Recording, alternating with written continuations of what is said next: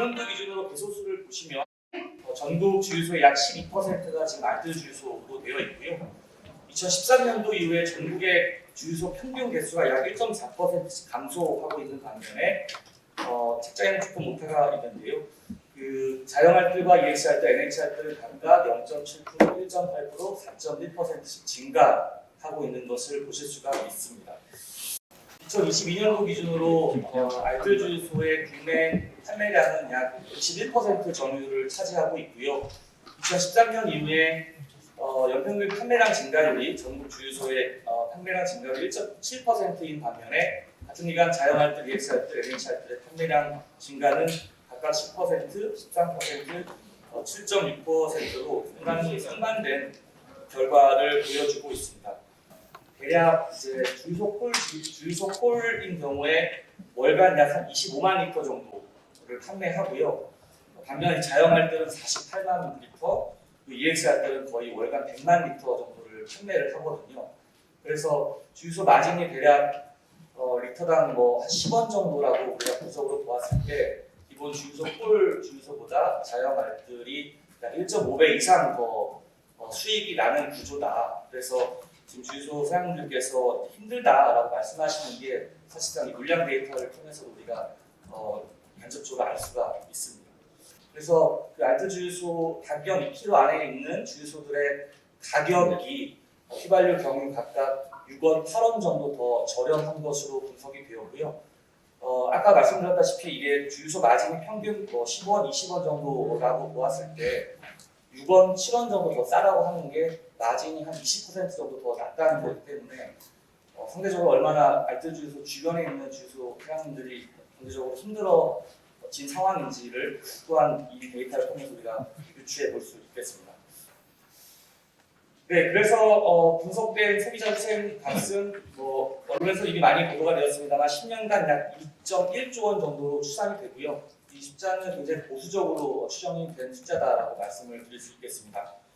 이 소비자 후생은 이제 경쟁에 따른 가격 인하분과 회복된 사중 손실을 더한 값이고요. 이 소비자 후생의 증가분은 그 재정 투입을 압도하는 수준만큼 굉장히 크다. 그래서 정책적 효과는 자명하다.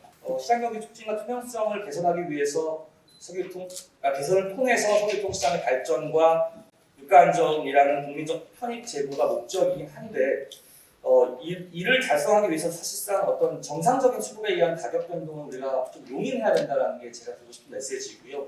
시장 친화적인 정책이 필요하다.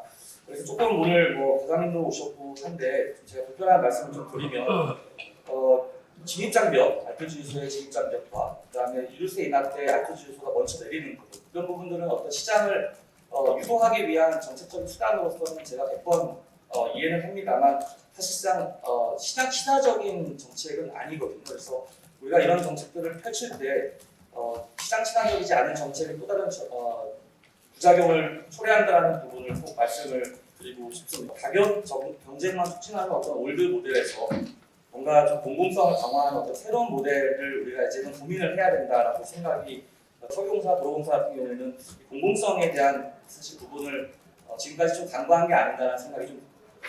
그리고 세 번째로는 조금 정책 운영에 대한 좀 테크니컬한 정책 제언들을 드리고 싶어요. 일단 첫 번째로는 이미 이제 규모의 경제가 달성이 되었습니다. 그래서 알뜰 주유소가 이제는 잘 돌아간다라고 생각이 되고요.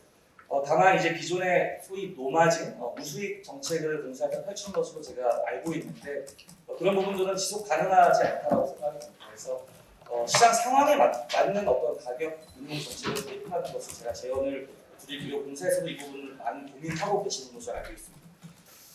알뜰 사업의 내실화를 위해서는 입찰 참여자가 예측 가능하여야 할 것이고요.